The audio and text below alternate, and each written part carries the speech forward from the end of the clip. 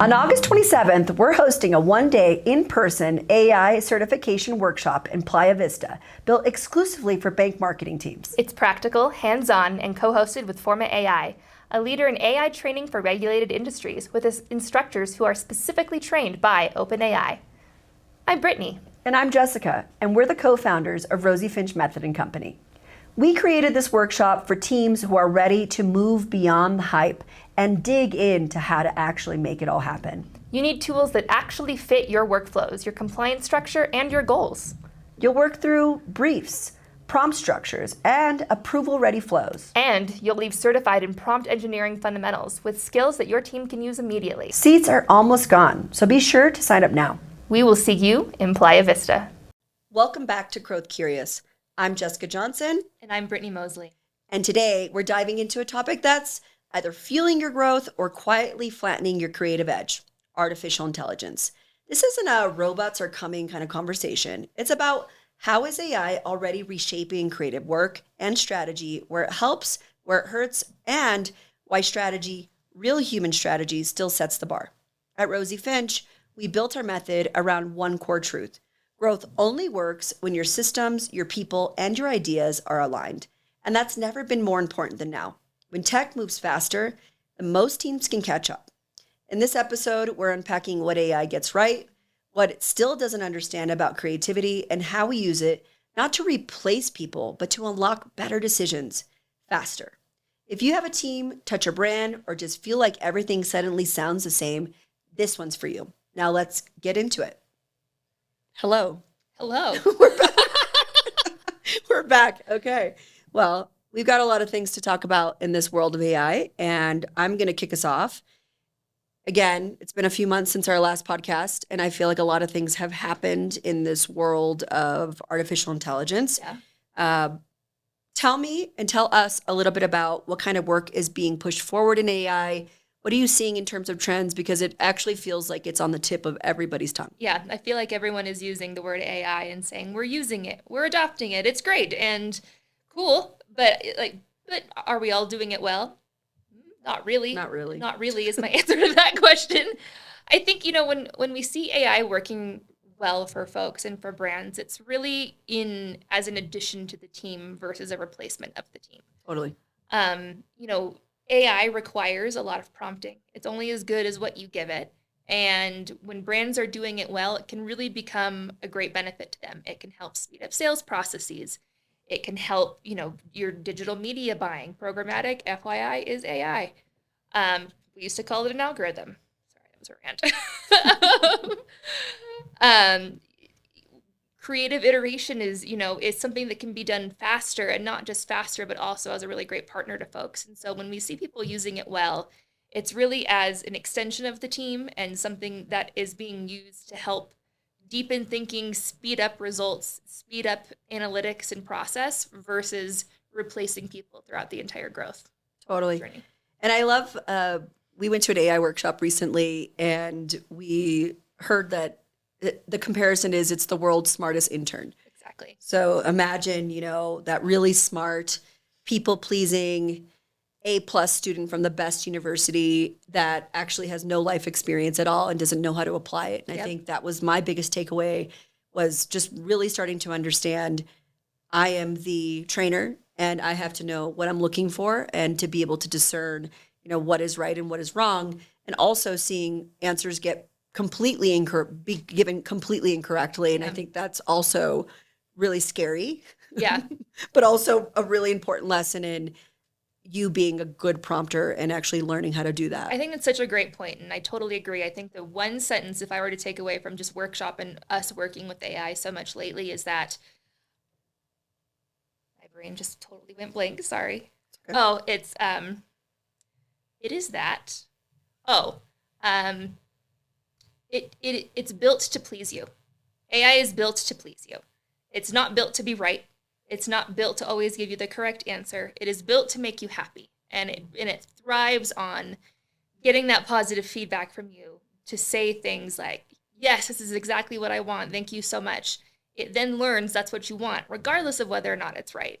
And that is a piece that I think we see get used incorrectly in a lot of marketing and in a lot of sales functions and motions. How many times now have we had clients or people send us emails where it's like, you clearly said, please write me an email from, based on this topic, and then just sent it to us. Yeah. And I think it's fascinating because it's actually tone deaf, Yeah. right? I think we've had particularly several instances in the last couple of weeks where we get responses for, pretty important things like legal contracts. And you can tell that either the AI tool that was being prompted was just kind of copied and pasted. And unfortunately, it doesn't always capture the full picture. Right. And I think that's a really important element. And I think the question that I wanted to ask is to get your opinion, because there is so much news right now about AI, and it's taking the headlines are AI is taking your job. Right. You as a marketer are dead in the water, and really as a creative, like you're especially dead. Right.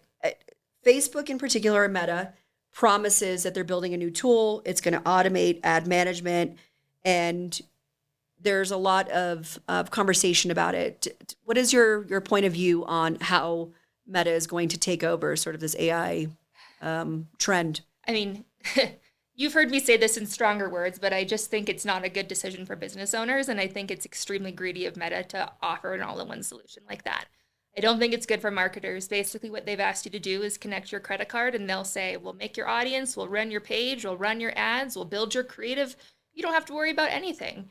And when you're optimizing everybody's creative into the same sort of funnel, everything is going to start to look the same. And you're going to have no control or autonomy over how your brand shows up, because Meta's algorithm allegedly is going to do it for you. And I understand that marketing and growth and sales is very hard for small business owners, and to have the temptation of having Meta just do it for you is amazing. You are not going to get a brand that's differentiated, a brand that's memorable, a brand that stands out, a brand that anybody gives a shit about, because you've just been running the same thing that Meta's pumping out for everybody else. Yeah, I think it's definitely something to be aware of. I think the question I have as a marketer, and certainly not an expert yet, because we haven't seen the platform fully yet. I'm curious, do you feel that brands that don't use this platform are going to end up being dinged for not using it? Probably, and I think that's really unfortunate that Meta's trying to keep all that money together. I mean, we already see it, though, even in the small businesses that we work with who are running Meta ads. Meta says, use our audience and we'll take care of the rest. Just let us optimize it for you. And the first thing that we get is, well, why am I not getting any leads? Why are all these leads terrible? Why am I not getting the results that I want? Meta doesn't care. Meta wants your money. And that will just continue to be the case here. And you will continue to run into the same problems without some level of oversight. Sure. And so I guess what's the piece of advice for business owners that are making some of these decisions about where do I spend my money? Do I have my own creative team? Do I bring that in-house? Do I, use their platform? What would you recommend? I would recommend just going back to your audience and starting from the beginning there and saying, where is my audience spending my time? What does my audience care about? Where do they get their information? We see that in our own research. We see that with basically all of our clients at this point, is that passive ads are not going to be the solution. And in fact, I think we see, when it comes to creative generation these days, we see a huge pushback to testimonial, to UGC, to people wanting to feel real, like this is an actual real business that I can trust. Because at the end of the day, there's still this inherent sort of wall to trust between us and technology, as there should be. And to really focus on those pillars that matter for your business. And if you're going to focus your budget on a couple of things, making yourself authentic and trustworthy and available as a human to human it's going to become rare, and it's something that's going to help you stand out. Right. And I think one key takeaway from the work that we've been doing that I have to share is, your creative needs to change consistently. And if you're using AI to develop briefs like you should, you're going to be able to pump out a lot more concepts a lot more quickly to actually advise your creative team. And I think that is, as a marketer, who is responsible for really setting that message, that's going to be one of the key ways to actually leverage AI to actually help you. It's something that we are doing. when we're working with clients, we're able to talk more about testing. I remember my past, we had no creative team dedicated to us, and we were fighting to get more concepts. And it wasn't until we went out and shot our own actual testimonials and did our own private shoot and had a lot of different concepts to work with that we started to see that lift on all those different channels. Yeah. So I do think it does help in the process because we're not manually doing that Right. work anymore. Yeah. But yeah, that's kind of where It's a I'm at. partner though to that point, right? Like it's meant to basically be that creative partner for you or to be that marketing partner for you. Again, go back to the intern metaphor. I think that's like the best thing that we could ever use to explain to somebody. Imagine an intern sitting in front of you, and if you told that intern, go write a marketing brief for me, it's not going to be a good brief. The intern has never written a marketing brief before. So it'll try. It'll try to make you happy, but you as the expert still need to provide, it's this audience. It needs to look like this. I need these kind of assets. Here are my brand tone, look, and feels. And you still have to monitor that work as well too. You would Yeah. also never turn in the intern's brief to your Without reviewing boss it. without reviewing it and giving your feedback on it. So why are you doing it with AI? Like Right. it's the exact same thing. It's meant to make you happy. It's not meant to be right every single time. So you as the strategic expert who knows the most has to give it guidelines and feedback, both positive and negative, to get what you want out of it. Totally. And I think the brands that are using it, you know, is a bit of adjustment that needs to be made because I do believe that, originality can go out of the window a Yep. bit if you're not careful. I think the creative element of using AI, the work looks AI Mhm. created. I think, one of the most interesting things that we've talked about this year is, the pieces of work that were submitted to the Cannes Festival that were AI generated and I think there was a ton of information out there like, oh my God, this is amazing. Look how cool this is. I think there were something like 20,000 prompts Exactly. that had to be made in order to get an actual 30-second spot. Yep. And that's a really important takeaway, I think, for me, because I think it's easy to get super freaked out about what am I going to do? Where's my job? Right. And there was a whole creative team behind the scenes having to prompt that tool Yep. and give it its brand assets and learn the tone of voice. And which I think even is just important. beyond that, that spot didn't just come out of nowhere either. You had Totally. a creative director concepting, you had a copywriter copywriting, you had somebody, your point, building brand, look, feel, imagery, how it's supposed to look. And then you sit there with AI and using your technical language as an expert, you are the one that tells it what it needs to look like. If that same brand, Coke is a great example. I think Coke was the one that did a Christmas ad last year with like the train and the polar bears that was made out of AI. I'll have to Coke, show it on the screen. yeah, Coke or Pepsi, one of those two. If I have to recut it, let me know. So, but one of those two did that, and everyone was like, "Oh no, it's AI! It's taking everybody's jobs." No, AI does not know all of that. It does not know that you want a holiday theme with the classic polar bear from Coke, and it should be red and white, and it only knows what it's been input so far and what it's learned from data that's been provided to it. And if Totally. you don't provide good data, you're going to get crap back. If you were to go into AI tomorrow, you probably would say, you could say, hey, chat, I want a Coca-Cola ad that's 30 seconds long. And you're probably going to get garbage. 20,000 prompts is like a month and a half worth of work. Yeah, like a normal Right. campaign. It sped it up. Yes. It helped iterate and create better ideas. Yes. But it still ultimately required the strategic thinking and the positioning of the human to give it those ideas to make something. Totally. And I wonder, I think a lot of leadership and that we speak to is not sure how to start to introduce AI into their teams. It's a little bit of a question of like, what should I do before I introduce it as a part of our process? What recommendations would you give to people who are kind of in that adoption period? Yeah, I mean, it's really going in and understanding why you are doing it and what its purpose and role is, and not just assuming it's going to replace a function. We see that all the time. We have a Salesforce chatbot now, and it's going to replace humans. The questions are going to get complicated, especially if you're in a regulated industry, and the AI is going to get it wrong. And you need somebody to be able to hop in to make sure that you're not liable for that wrong answer. Same thing with marketing. we probably have to pump out 10 versions of an email. You still have to tell it what you want, how you want it to look, and really make sure that those iterations match your brand.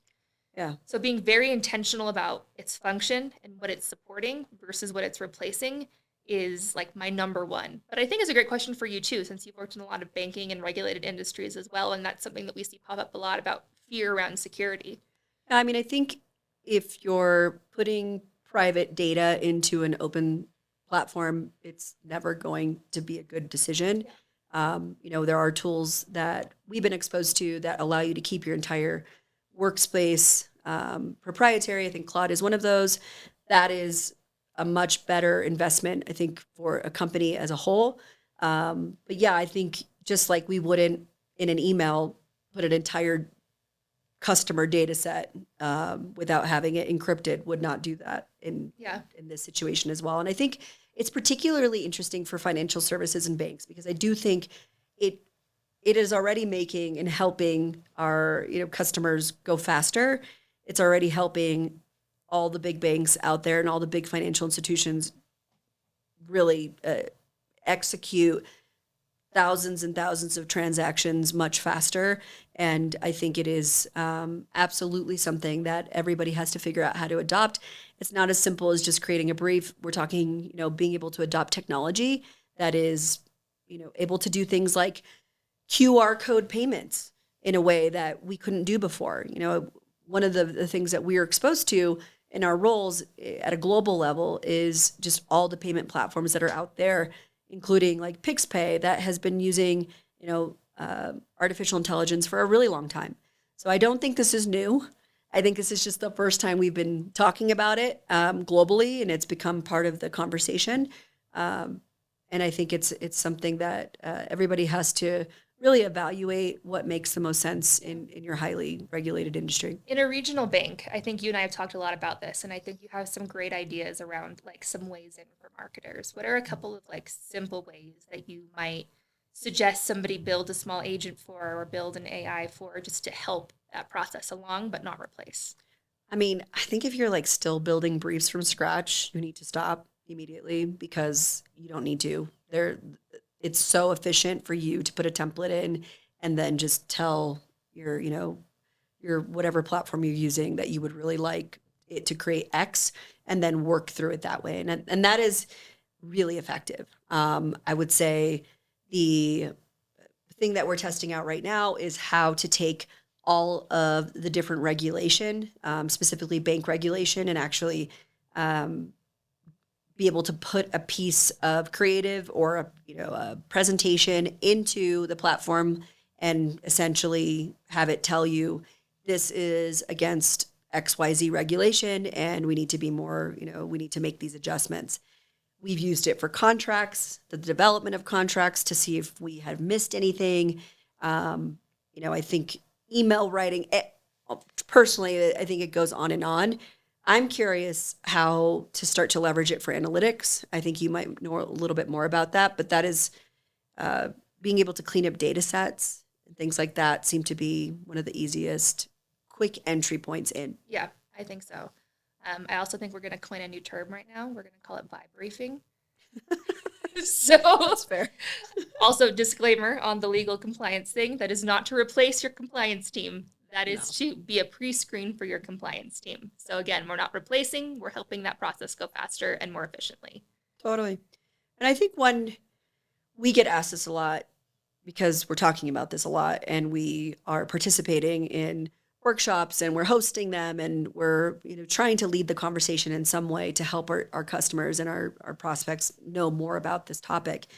How is RFMC using AI at this point? AI for Rosie Finch is a supportive extension of our team, and we treat it that way in every step of the way. So, as everyone hopefully knows, we have a method of 6 pillars, and being able to use AI in each of those pillars to help us come to clear conclusions, new prompts of ideas that we hadn't thought of, looking for trends in data that aren't as obvious to us, especially when we're looking at really, really big spreadsheets or really hefty pieces of information. Helping us, craft not points of view, but helping us craft our language around how we want to present something based on the client that we're talking to and what contextually does and doesn't make sense. I think it's a really great partner when we are using that because it's been built. We've built our own versions of, agents in our own Claudes and our own chat GPT areas to be able to know what our product is, to be able to speak in our product language, to know what we're looking for. It's really an extension of the consultant brain, Yep. but it's helping us look for more things faster to make us better, more holistic versions of ourselves. Yeah, I mean, I've been a consultant a really long time and developed strategies for a long time. And when I first started, I came from banking and finance, and I didn't actually know how to build a deck, like a strategy deck. I had to learn. Like that was a whole thing. If I had ChatGPT to help me, just get the baseline, like Yeah. the outline, that would have been game changing for Yeah. me. I just think about all the super hard stuff that we had to figure out to begin with that now is it's a little bit easier, having that support. Yeah. We're not firm believers in writing a full article using AI. We do not do that. We still think you need a human to prompt and actually, write the bones and then fact check. And, I think in an effort to not be completely like everybody else, you still have to have that human behind the Right. scenes. So that's our method, and that's how we're using it. Yeah. I at this mean, point. at the end of the day, like our prompts and our agents are now proprietary to us. They know your brain, they know my brain, they know the team's brains, but at the end of the day, like we're still going to be the ones that come up with new ideas. It's just going to regurgitate back what we know if we haven't put it in there. Totally. Yep. And that's about it. That's it. AI in a nutshell. Super excited. Solved all the world's problems. If you're very interested in learning more about AI, especially as introductory marketers, we are actually hosting a workshop in Playa Vista on August 27th from 10 to 4 p.m. So feel free to DM us, reach out to Rosie Finch or Jessica and myself. Again, that workshop is really going to cover a lot of what we have been talking about here about, how is AI built? What is the structure of prompting AI? How to become an expert? How to, have it check its own work and tell you with a level of confidence how much, whether or not it can be verified what it's putting out for you. So it should be a really insightful workshop as well too, and we're excited to share our learnings and our experiences, especially with the financial services vertical. So, it'll be the first of many. So please join us. Sweet. That's it. Stay growth curious.